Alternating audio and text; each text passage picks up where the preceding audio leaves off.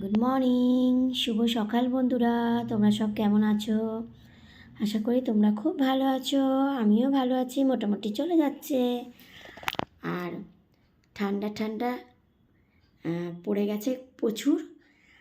আর ঠান্ডাতে একদম উঠতে ইচ্ছা করছে না, কোনো কাজও করতে ইচ্ছা করছে না। শুধু মনে হচ্ছে কম্বলের তলায় শুয়ে থাকি।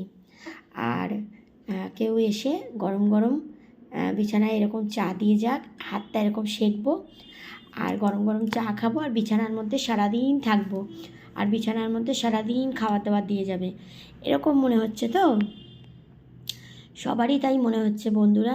মানে ঠান্ডার সময় না কিচ্ছু ভালো লাগে না করতে। আর সব থেকে বড়ো কথা হচ্ছে ঠান্ডার সময় না আমার বেড়াতেও যেতে ইচ্ছা করে না বন্ধুরা। তোমাদের কাদের কাদের এরকম হয় অবশ্যই কিন্তু আমাকে কমেন্ট করে জানিও, ঠিক আছে? আর তোমরা ফ্রেশ হয়ে গরম গরম চা দিয়ে দিয়েছি। ঠান্ডার সময় গরম গরম চা তো খুবই ভালো লাগে জানো। ফ্রেশ হয়ে খেয়ে নাও কেমন।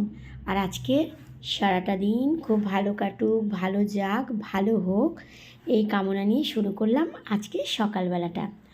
আর ঠান্ডার সময় একদম কিচ্ছু ভাল লাগছে না, মনে হচ্ছে কিচ্ছু করি না, সারাদিন বিছানায় থাকি।